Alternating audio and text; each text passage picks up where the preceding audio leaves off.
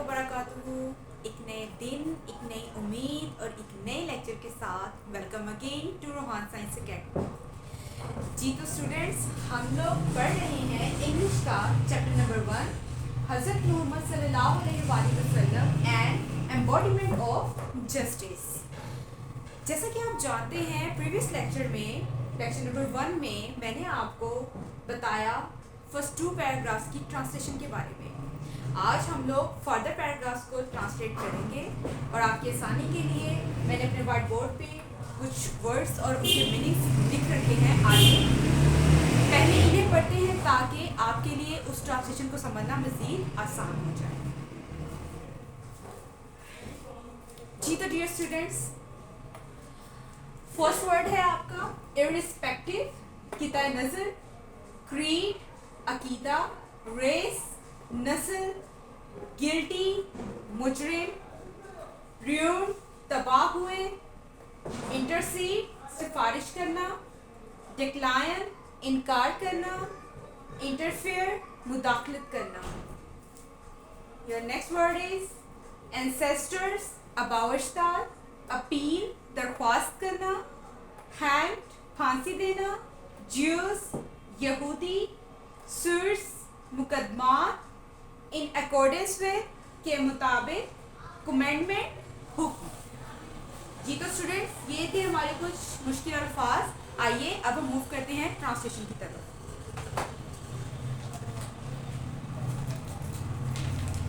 अपनी अपनी बुक्स खोलें और पैराग्राफ नंबर 3 देखें। हम वहाँ से ट्रांसलेशन स्टार्ट कर रहे हैं।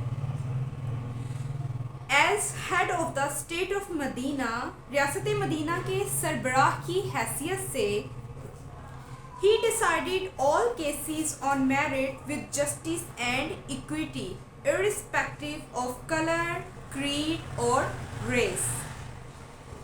रियासत मदीना के सरबराह की हैसियत से आप सल्लल्लाहु अलैहि वसल्लम रंग, अकीदे या नस्ल की तफरीक के बगैर तमाम फैसले इंसाफ और मसावात की बुनियाद पर करते थे।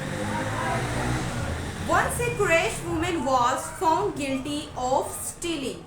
एक मर्तबा कुरैश की एक जो खातून थी वो चोरी की मुजरिम पाई गई। ठीक है, उन्हें चोरी करते हुए पाया गया। Some people wanted to save her from punishment in order to protect the honor of the family of Quraysh। कुछ लोग ख़ानदान कुरैश के वक़ार की खातिर, उनकी इज्जत को बचाने के लिए, उनका मर्तबा बरकरार रखने के लिए, ठीक है, इसे सज़ा से बचाना चाहते थे। They asked हज़रत उसामा बिन ज़ैद रज़ियल्लाहु तआला अन्हु to intercede on her behalf। उन्होंने हज़रत उसामा बिन ज़ैद से इस औरत के लिए सिफारिश करने के लिए कहा। हज़रत उसामा requested the रसूल सल्लल्लाहु अलैहि वसल्लम to forgive her। हज़रत उसामा ने हुज़ूर पाक सल्लल्लाहु अलैहि वसल्लम से उसे माफ़ कर देने की दरख्वास्त की। रसूल सल्लल्लाहु अलैहि वसल्लम very furiously said।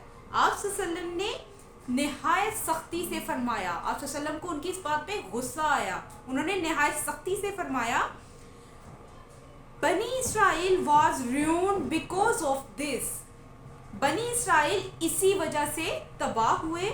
They applied law to the poor and saved the rich। वो गरीबों पर कानून लागू करते थे और अमीरों को मुआफ कर देते थे। पैराग्राफ नंबर 4 है class. During the sermon, an Ansari, seeing some men from the tribe of बनु सलबा, ठीक है, इसे क्या पढ़ेंगे? बनु सलबा। ये आपकी आसानी के लिए मैं रिपीट कर रही हूँ।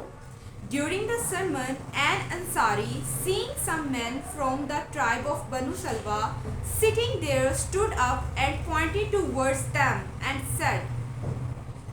खुतबे के दौरान एक अंसारी कबीले बनु सलबा के कुछ आदमियों को वहां बैठा देखकर खड़ा हो गया और उनकी तरफ इशारा करते हुए कहा, ओ रसूल ऑफ अल्लाह, ए अल्लाह के रसूल, their ancestors killed a member of our family.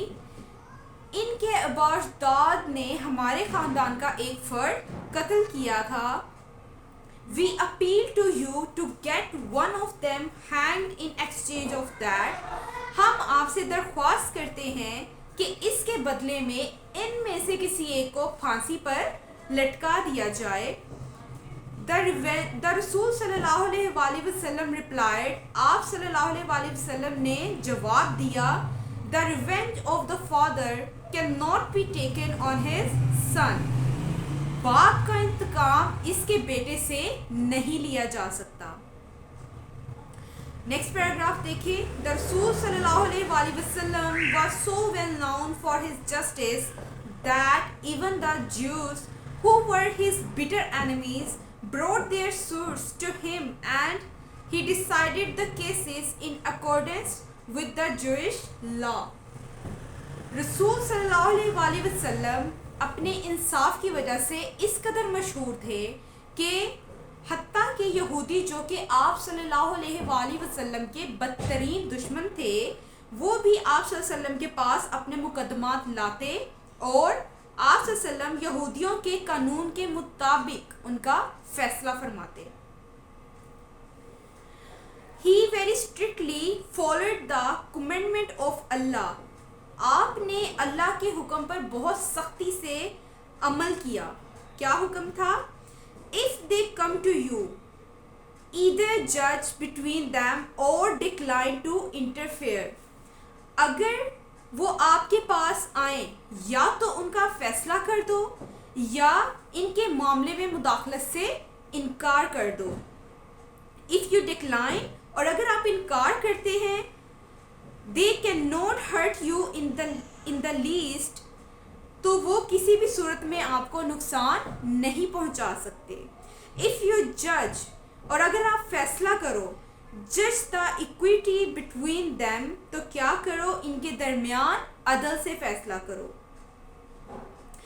For God loves those who judge in equity, کیونکہ اللہ تعالیٰ ان کو پسند کرتا ہے جو انصاف کے ساتھ فیصلے کرتے ہیں.